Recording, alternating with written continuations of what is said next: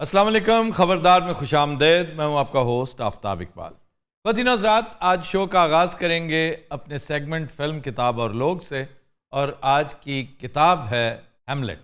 इसका शुमार दुनिया के 10 अजीम तरीन अदबी फ़नपारों में होता है और क्रिटिक्स की अक्सरियत कहती है कि इससे बड़ी ट्रेजेडी कभी सुपुर्द कलम नहीं की गई। ये इस कदर अलमनाक कहानी है कि लोगों को थिएटर में बेहोश होते देखा गया और उसकी वजह फरते गम बताई गई। ये डेनमार्क की कहानी है। कहते हैं कि एक ट्रेडिशन है वहाँ पे कि अगर आपके किसी अजीज़ को मर्डर किया जाए तो आप उस वक्त तक चैन से नहीं बैठते जब तक उसका इंतकाम नहीं लेते। तो ये भी एक ऐसी ही कहानी थी। मैं इंतहाई इख्तिसार के साथ आपको समरी बताता हूँ इसकी कि एक बादशाह है डेनमार्क का, किंग हैमलेट, और उसकी बीवी गर्टरूड। दोनों में बज़ाहिर बड़ी मोहब्बत है और एक बेटा है इनका जिसका नाम है प्रिंस हैमलेट।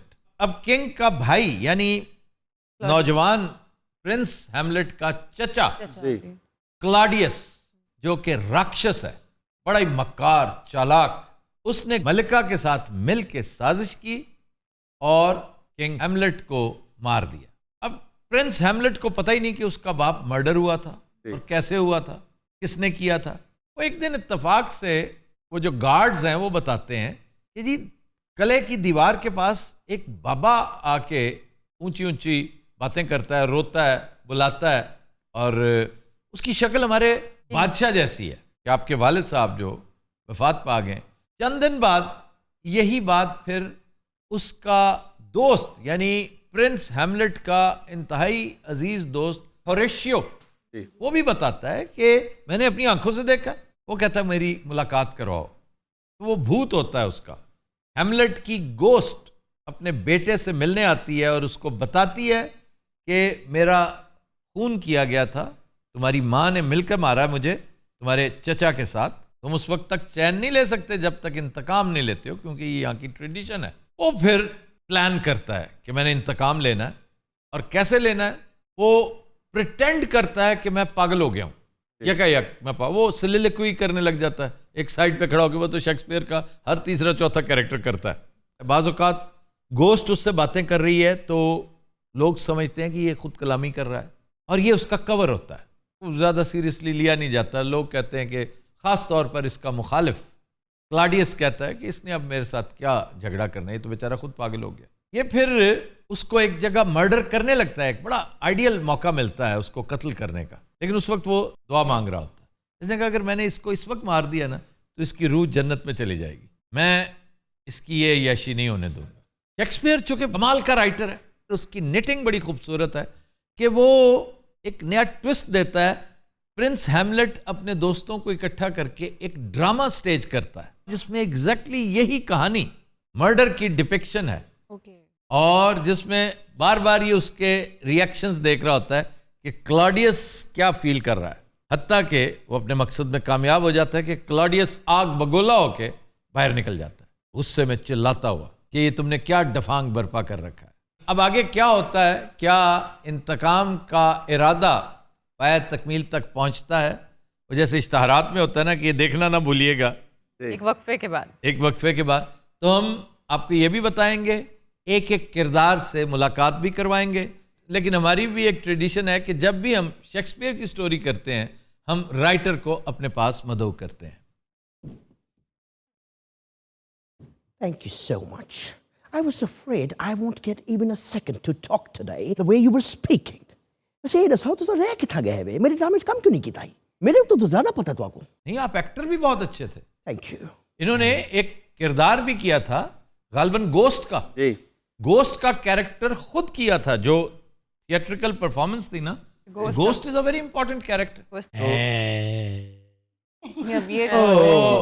ये भी इत्तेफाक से शेक्सपियर के हर ड्रामे में होता है। इस दफा मेरी पूरी कोशिश थी कि इसे मत बुलाऊं मैं, लेकिन इत्तेफाक से एक कैरेक्टर ऐसा है जो प्रिंस हैमलेट का दोस्त है, उसके साथ हर खुशी गमी में शरीक होता है और आखिरी विटनेस उस खून आशाम कहानी का वो कैरेक्टर होरेशियो, जिसने कब्रिस्तान वाला, ग्रेवयार्ड वाला पूरा सीन विटनेस किया है, क्योंकि तमाम कैरेक्टर्स मर जाते हैं। अगर देखा जाए तो रंगीला साहब आमतौर पे हमारे शो में क्या होते हैं, एनी शाहिद, होरेशियो कम और एनी शाहिद ज्यादा है। अच्छा जी, 4000 के करीब लाइंस थी इस ड्रामे की। ये इस कदर तवील था, और शेक्सपियर के ड्रामों में तवील तरीन होने का एजाज इसी ड्रामे को हासिल है।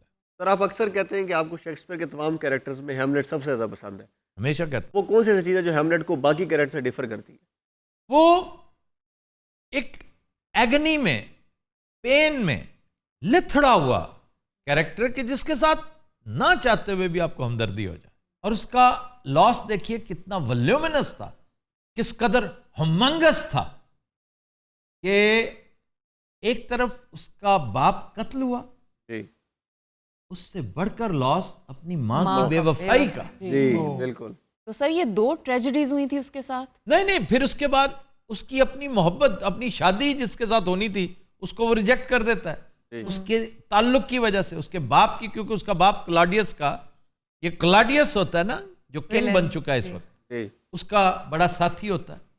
तो पोलोनियस जो ओफेलिया का वालिद था, उसके साजिशी होने की वजह से वो दस्तबरदार हो जाता है कि जी मैंने इससे शादी, ये भी एक लॉस हुआ। सर फिर ये मरता कैसे है? ये फिर ड्रॉप सीन है कि जब ओफेलिया को दफनाने लाया जा रहा होता है, तो उसका फ्यूनरल प्रोसेशन है, तो एन उस वक्त उसका भाई ओफेलिया का, वो हैमलेट को देखता है ना वहां पे सामने, तो कहता है कि मैं अपनी बहन के कत्ल का बदला लूंगा। हालांकि वो कहता है मैंने तो नहीं मारा उसे, वो तो डूब के मरी है। कहता तुमने उसको पागल कर दिया था जिसकी वजह से वो डूबी है। तो इनका डुअल होता है, डुअल के लिए मक्कारी की जाती है कि एक इसका जो ग्रेल है जिससे उसने ड्रिंक लेना होता है, उसमें जहर शामिल कर दी जाती है। वो गर्टरूड पी लेती है जो हैमलेट की माँ है, उसको अपना मसला बन जाता है और मुंह से खून वून आना शुरू हो जाता है उसका। और दूसरा एक इसके मद्दे मुकाबिल को जो तलवार दी जाती है वो जहर में बुझी हुई है कि किसी तरह इसको एक भी कट आ जाए तो ये मर जाएगा। तो हैमलेट अपने मुखालिफ को मार देता है, उसके दिए हुए कट्स के साथ खुद मर जाता है। उसी तलवार से वो क्लॉडियस को भी मार देता है। तो सब मर खप जाते हैं, एक रेशियो रह जाता है। जी कैरेक्टर से मुतारिफ करवाइए। अच्छा, सब तो पहले की ना मिलना चाहिए था, हैमलेट ना मिलावा। हैमलेट तो हीरो है ना, एक प्यारा कैरेक्टर, सबसे घटिया आदमी से मिलवाइए, क्लॉडियस से। Claudius, show yourself.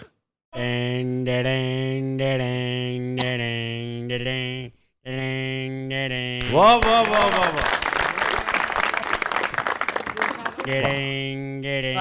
भाईजान रोप चेक करें दे पे तो सर कॉस्ट्यूम डिठे। कॉस्ट्यूम कमाल है भाई, कमाल। देसां दा राजा मेरे बाबल दा प्यार, अमड़ी दे दिल दा सारा, नी वीर मेरा घोड़ी चढ़िया, घोड़ी चढ़िया नी सहयोग। अस्सलाम वालेकुम भाई जी। मैंने कहा बादशाह का, जार निकोलस का लिबास बिल्कुल यही था, और किंग हैमलेट का लिबास भी यही था, नेपोलियन का लिबास भी यही था। और ट्रेजेडी देखो, हमारे यहाँ बैंड मास्टर्स जो होते हैं, ये बाजे बाजे वाले, उनका लिबास भी वही। पछाणिया नहीं तुसी? क्या? ये बब्बू राणे दादे दा लिबास है यार। तुहानू पता मैं इत्थे पहुंचिया किवें आ? कैसे? गड्डी दी छत ते बैठ के ओला बादशाह नूं विच वड़न नहीं दित्ता। मैं उन्हें आख्या मैं बादशाह, उन्हें कहंदे नहीं छत ते। अल्लाह दी कसम मेरे कन्नां च बूटे निकल आए सी। क्या मतलब? तानियां वजियां मेरे मत्थे दे उत्ते। अच्छा जी, अब बुलाइए प्रिंस हैमलेट को। Why not? Prince Hamlet, show yourself. Oh. Oh dear. Sir आप तो कह रहे थे कि ये कोई हीरो है। था तो हीरो ही है जी, सुपरमैन सा बन के आ गया। वो गल भी कर थथा है। ये मेरी जिंदगी बेजान लाश थी, बरसों से प्यार को तेरी तलाश थी, तेरी तस्वीर मिल गई। कैसे हैं आफ्ताब साहब? ये हेलमेट है। हेलमेट नहीं है, हैमलेट है। अच्छा अबू कैसे हैं आप? बतरिया मेरा। हाँ जी, बतरिया। और आपने इसके बाप को कत्ल किया, इसको भी कत्ल किया। पीछे मुंह आपका चाचा अबू। मैं तेन कितने मारे तेन कुड़ी के बिरा ने मारे आई कौन सी कुड़ी? जिन्होंने इन्हें निंदिया सी। निंदा क्या होता है? निंदा होता है किसी को शादी से इनकार कर देना। पर्वतों से आज मैं टकरा गया, करने दे आवाज लो मैं। हाँ पुत्र, काफी ऑडियंस बैठी, थोड़ा मांग भी लई है। उन्होंने बड़ा दिल दे हैमलेट आया है, दो कुछ बुलाएं जी गर्टरूड को। Gertrude, भेड़ मेरी आवन।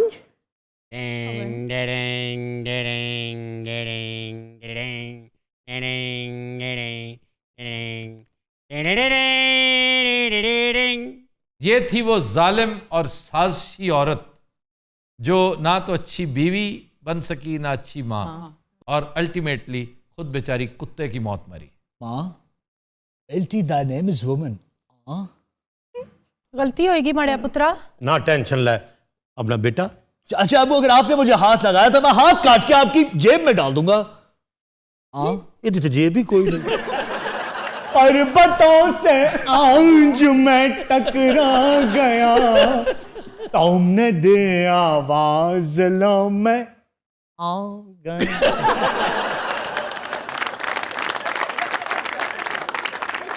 ये मग क्यों उठा रखा है? ये सच किसे उतरे जहर भाई छोड़े ऐसा?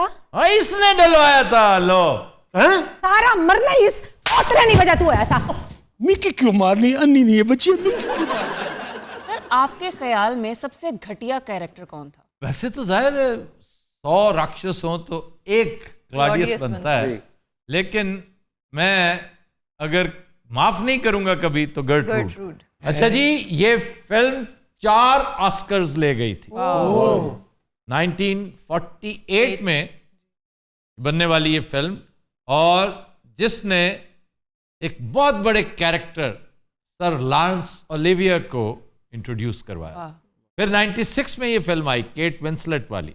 और सर बेस्ट वर्जन कौन सा था फिर? बेस्ट वर्जन अगर मुझसे पूछते हैं तो ड्रामा था। आप वो पढ़ें तो आपको लुत्फ आता है।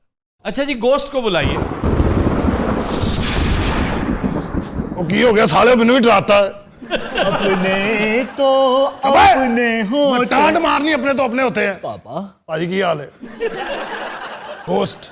अच्छा, तुम ना किंग हैमलेट का गोस्ट नहीं, बल्कि एक रीसेंट फिल्म है द जोकर, उसकी गोस्ट लग रहे हो। जी Excuse me, अन्य बहुत सारे कैरेक्टर रान देन। नहीं, मिलवाए ना, किरान देने थे, कब तक घर लेके जाने? मैं हुने से देना। वो जो बाप बेटी हैं वो क्यों नहीं आ रहे? आंदे पेन।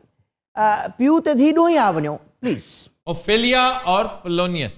माही आवेगा मैं फुला नाल धरती सजावांगी, ओनू दिल वाले रंगले पलंग ते बिठावांगी, चलांगी पखियां ये बड़ा कुछ कहन गिया अखियां। और तुम पहले ही डांसर थे या स्टेज पे ड्रामे कर करके?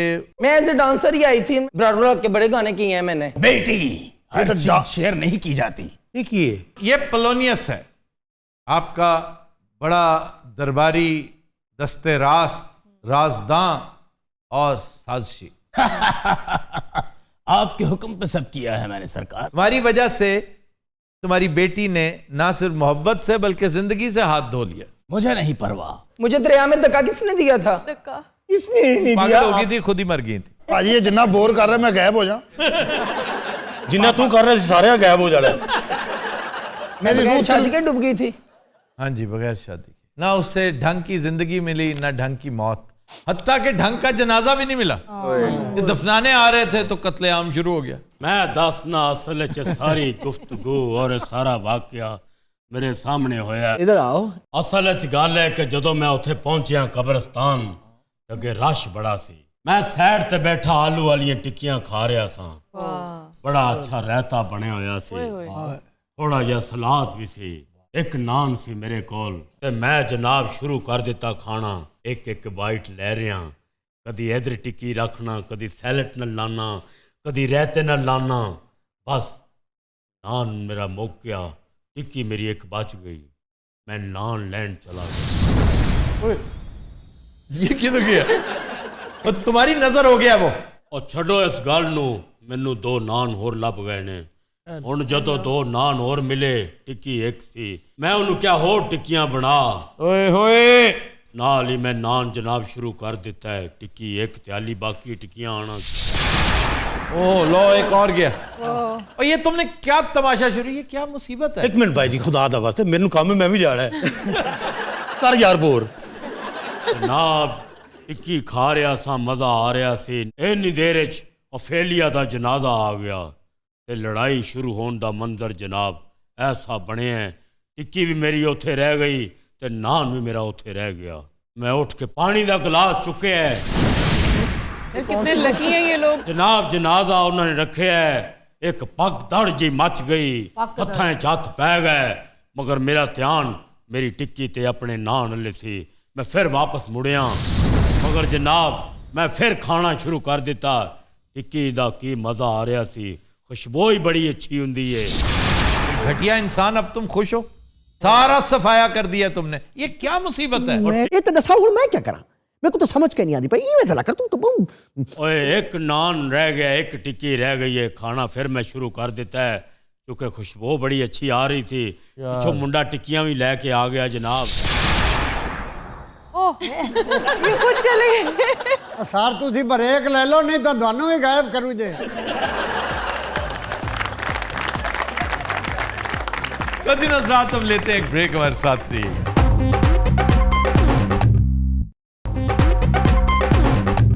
वेलकम बैक जी डॉक्टर रूबा। खबर है कि ऊंटों के मुकाबला हुस्न में खूबसूरती बढ़ाने के लिए इंजेक्शन लगवाने पर मालिक मुकाबले से बाहर। बोटॉक्स करवा रहे थे ऊंट को? वाकई बोटॉक्स करवाया उसने हैं जी। वाह वाह, वो जो झुर्रियां खत्म करने के लिए। ऊंटों के ऊपर, वाह वाह, कल्लों के ऊपर बोटॉक्स होता है। और ये टेस्टिंग पर पता चला कि जी आपने तो, जैसे लैब्राडोर में आप देखते हैं उसका हेड कितना बड़ा है, उसकी टेल, उसकी वैगिंग जी, ये सारी बहुत देखी जाती है, उसकी चाल ढाल। अच्छा कुत्ते दा दस रहे, मैंने लगता गड्डी दा दस रहे ले। सर मुकाबला हुस्न तो किसी ना किसी क्वालिटी पे होना चाहिए, ना कि उनकी फीचर्स। ब्यूटी है ना, खूबसूरती। और ऊंट की खूबसूरती जिस फसाहत के साथ बद्दू एक्सप्लेन करता है, आप सोच भी नहीं सकते।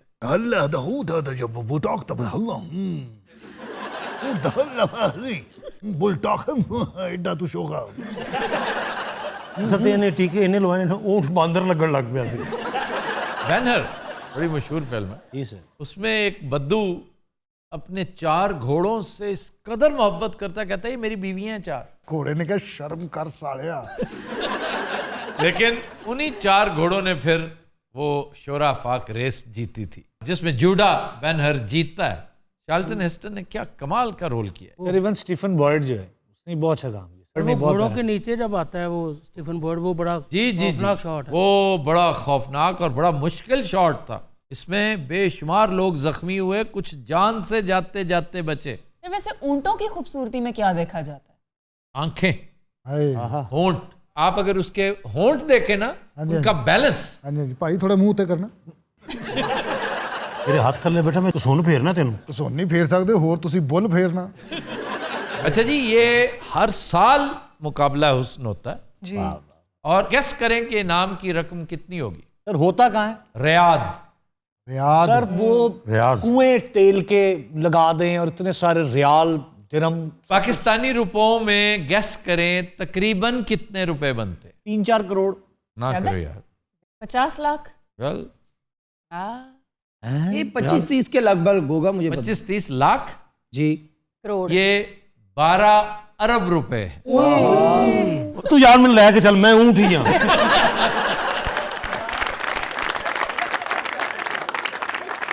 अजी वो 12 अरब ਦਾ ਵਿਕਿਆ, ਤੁਹਾਡਾ ਕਿਸੇ ਨੇ 300 नहीं देना। ये फर्स्ट प्राइज है जी, $66 मिलियन। तो सर बोटॉक्स से पहले क्या होता था? जब नहीं होता था ना, तो उस वक्त उसके ऊपर कई दफा रंग कर लिया जाता था, ह्यूइंग होती थी, डाइंग होती थी, वो पकड़ी जाती थी। आपने उसकी दुम खास तौर पे, वहां पे पार्लर्स हैं, ब्यूटी पार्लर्स नहीं होते, जो संवारते हैं ना जी, उनका बनाव सिंगार करते हैं, उन्हें ब्यूटिशियंस कहते हैं। हाँ जी, ऊंट जाके लम्मा पै ਜਾਂਦਾ ਇੰਜ ਕਰਕੇ। ਉਹ ਪਹਿਲੇ ਵੱਡੇ ਵੱਡੇ ਖੀਰੇ ਦੇ ਸਲਾਈਸ ਉਹਦੀਆਂ ਅੱਖਾਂ ਤੇ ਰੱਖਦੇ ਨੇ, ਉਹ ਖਾ ਜਾਂਦਾ ਲਾਉਂਦੇ। सर ऊंट सांप भी खाता है? हाँ जी, खाता है। क्यों सर? उसकी डाइजेशन की बड़ी जबरदस्त बीमारी होती है कोई, अगर वो ना खाए सांप तो जहर से मर जाए, उसके अंदर जहर सरायत कर जाता है, यानी वो उसका एंटीडोट होता है। जी जी। और एक और बात, वैसे तो हमसे मुतालिक नहीं है क्योंकि हमारा ऊँटों के साथ रोज़ पाला नहीं पड़ता, लेकिन सोनी मुल्तानी जिस इलाके से है, मुजफ्फरगढ़, वहाँ पर ऊँट सहरा, जी जी, खास तौर पे सहरा में अगर कोई मरा हुआ ऊँट देखे ना आप, उसके करीब ना जाए, करीब मत जाइए। क्यों सर? उसमें बहुत सारे गैसेस जमा हो जाते हैं जो उससे ब्लास्ट होता है। वो ब्लास्ट ਹੁੰਦਾ तौबा जिवें गैलन फटिया ਹੁੰਦਾ। गैलन नहीं, जैसे कंटेनर फटता है। ये जैसे सर अभी कराची में ब्लास्ट हुआ है, नाले में गैसेस बनी है। क्या किया करो यार। अच्छा, वो कसीटों का। अच्छा भाईजान, आप तो बीमार थे। हाँ जी। तो तालियां बजाने में आप शेर होते हैं। जब आप बीमार थे आपने सांप खाया? मैं मशवरा दे रहा हूं नासिर, सीरियसली, कि रेस्ट करो। मुझे लगा कहने लगे तुम सांप को। तुम्हें क्यों लगा ये कहने लगे? एक स्टोरी थी, hitchhiking across the Sahara desert. उसमें उसके पास कुछ भी नहीं होता, प्यास से मर रहा होता है, तो फिर ऊंट को मार देता है और उसके जिस्म में जो लिक्विड होता है वो पी कर फिर जिंदा रहता है। वो लिक्विड क्या होता है? पानी होता है ना, ऊंट स्टोर कर लेता है, तो उसको निकालता है। वो आम जानवर से तो नहीं निकाल सकता, ऊंट के पास स्टोर होता है। कोपी से इंजीनियर दा बच्चा। ये जानवरों से बड़ा फायदा उठाते हैं। मंगोल्स जो हैं ये इसी तरह अपनी भूख और प्यास एक शॉट से पूरी करते थे। घोड़ा खड़ा ना, जी जी, जाके उसकी ये रग काट देते हैं उसकी रान के ऊपर और मुंह साथ लगा लेते हैं।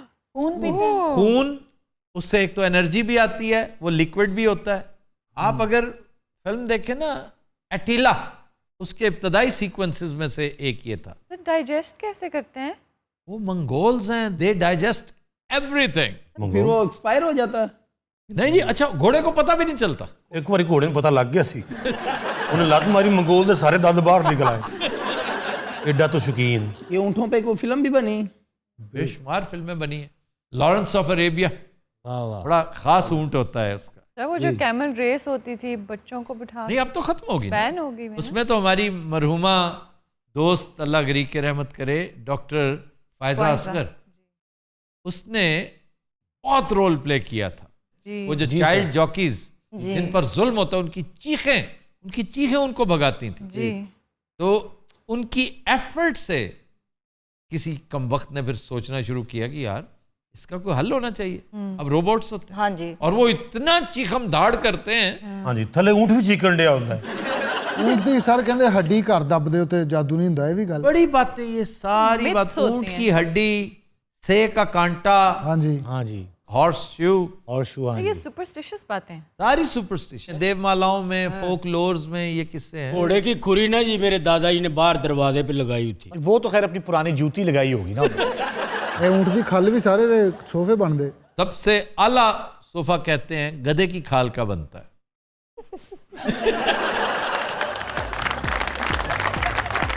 तो दिन रात हम लेते हैं एक ब्रेक, हमारे साथ रहिए।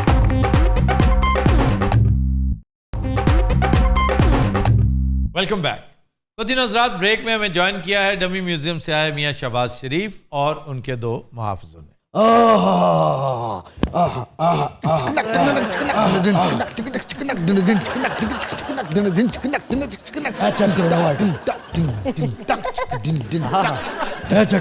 मियां साहब हेलीकॉप्टर स्टेप, हेलीकॉप्टर वाला नीब साहब नहीं होता। नहीं नहीं नहीं, सारा कर लिया तो करो। ओ नहीं होता यार, कर लो ना।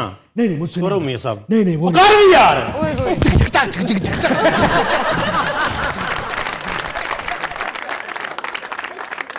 खुशियाँ खुशियाँ खुशियाँ।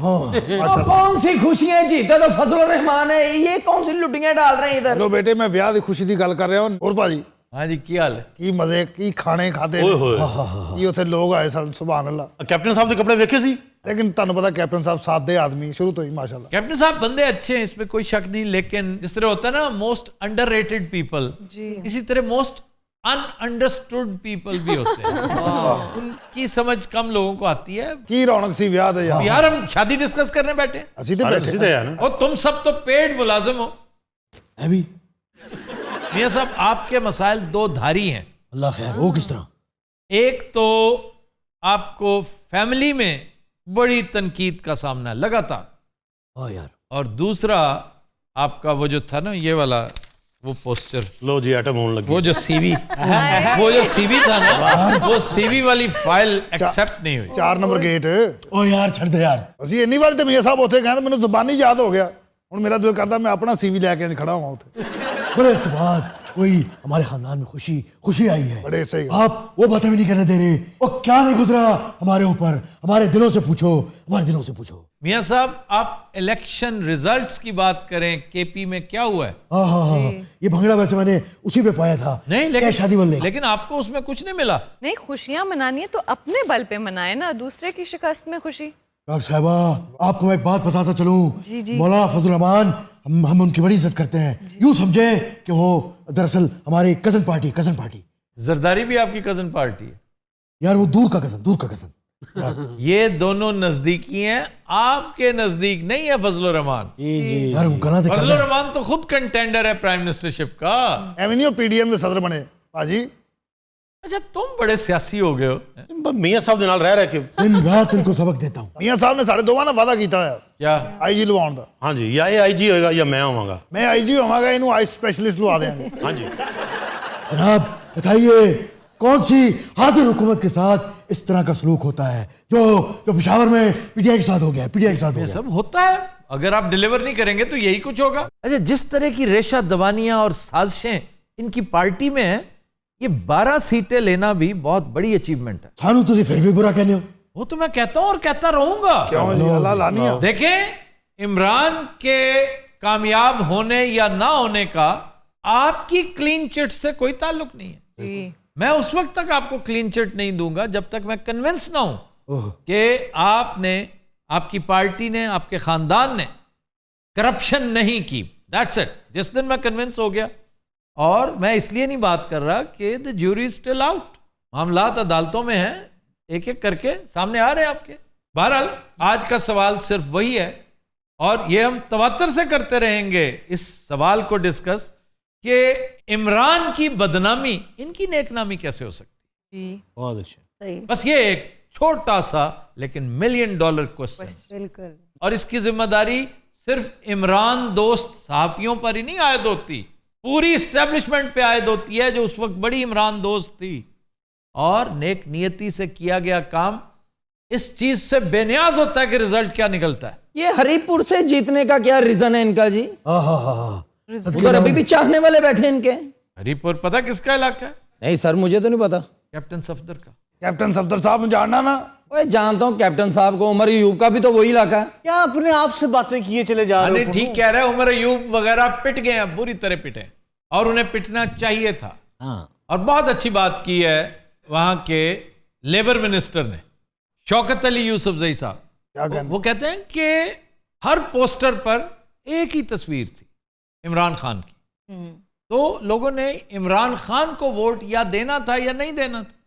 चुनाचे नहीं दिया इमरान को वोट नहीं मिला ये बात मान लें मिला जरूर है और सच पूछें अगर आप तो मेरी तवक्को से ज्यादा वोट लेगी ये पीटीआई जो हालात थे ना देखिए ना पिशावर में मेयर अपना गंवा बैठे जी मेयर बन गया फजल रहमान का बड़े फराख दिली के साथ इन्हें अपनी शिकस्त माननी चाहिए और अगले इलेक्शन में भी अगर इन्हें शिकस्त होती है तो बेहतरीन अपोजिशन बन के फिर इन लोगों को पूछना चाहिए इनसे अव्वल तो आपके तो दूर दूर तक मियां साहब इम्कानात नहीं है मैं आपकी पार्टी की बात कर रहा हूं आप यार मुझे बात तो मुकम्मल कर लेने दो सानू भी कोई काम दे दो ना खलोते में की करिए हुन दसो ਤੁਹਾਨੂੰ ਮਿਆਂ ਸਾਹਿਬ ਕਿਹਾ ਸੀ ਕਿ ਛੋਟੇ ਚੈਨਲ ਤੇ ਜਾਂਦੇ ਆ ਐਵੇਂ ਇੱਥੇ ਆ ਜਾਂਦੇ ਹੋ ਉਹ ਤਾਂ 20000 ਦਾ ਚੈੱਕ ਦਿੰਦੇ ਨੇ ਅਗਲੇ मियां साहब को देते हैं ਹਾਂਜੀ 20000 ਦਾ ਚੈੱਕ ਸਾਨੂੰ 5 ਦਾ सानू ऐसे एक गिफ्ट के तौर पे गिफ्ट आप उनसे भी ले लेते नहीं लेंदे हो मियां साहब नहीं मैं कभी नहीं मैं वापस करता ਤੁਸੀਂ ਪਿੱਛੇ ਲੜ ਪਏ ਸੀ ਕਿ ਮੇਰਾ ਚੈੱਕ ਨਹੀਂ ਆਇਆ मेरी गल सुन ये शो शहजाद अकबर भी वेखदा है एफआई वाले भी वेखदे ने प्लीज जरा प्लीज ये ਤੁਹਾਨੂੰ अंदरली गल दसा यार मैं कुछ कह रहा था बीच में रहेगी बात सर आप कह रहे थे कि इमरान को अपोजिशन में बैठना चाहिए जी जी अगर आप जनरल इलेक्शन हार जाते हैं वैसे तो अब भी बेहतरीन ऑप्शन इनके पास है पंजाब की। पंजाब में ये उन तमाम दोस्तों के घर जाए, उनके पास जाए, उन्हें रिक्वेस्ट करे, मनाए, यूं करके जैसे कि लीडर मनाता है। जी जी जी। ये अपने आप को वो यूनानी शहजादा समझना बंद कर दे, ये जो डिवाइन राइट समझता है हुक्मरानी। जाओ और जहांगीर तरीन को मनाओ जी। जाओ। सबसे बढ़कर मैं समझता हूं एक इंतहाई लीथल कॉम्बिनेशन जो बनता है ना, वो गवर्नर सरवर के साथ बनता है, क्योंकि इन सब में सबसे ज्यादा फाल सियासी तौर पर गवर्नर सरवर है।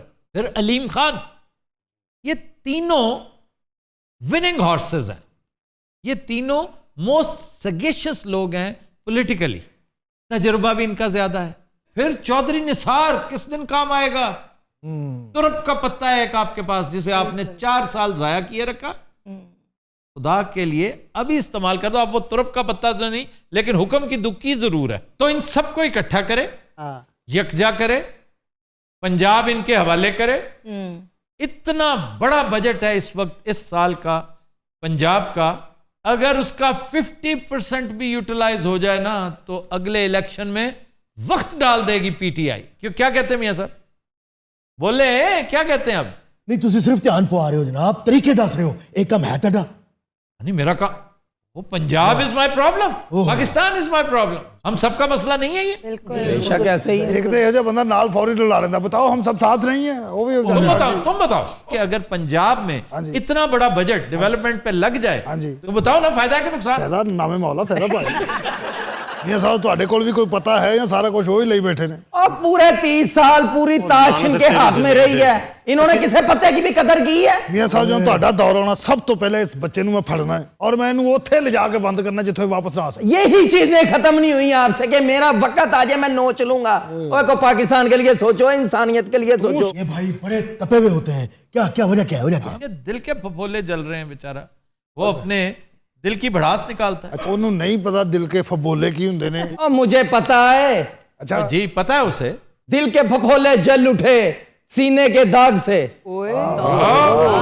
घर को आग लग गई घर के चिराग से। कोई नहीं था दिल के फफोले में तुझको बिठा कर। दिल के फफोले में तुझको बैठा कर, यादों को तेरी मैं दुल्हन बना कर रखूंगा मैं दिल के पास। मत हो मियां साबुदा, दिल के फफोले में तुझको बैठा कर, यादों को तेरी मैं दुल्हन बना कर रखूंगा मैं दिल के पास।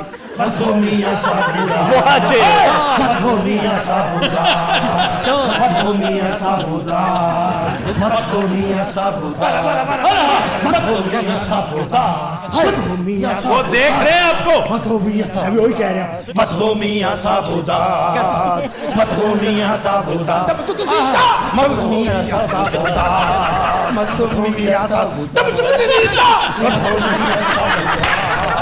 मत हो मियां साबुदा। तो दिन हज़रात, आज के शो का वक्त खत्म हुआ। आपसे मुलाकात होगी इंशाअल्लाह कल। इजाजत दीजिए, अल्लाह हाफ़िज़।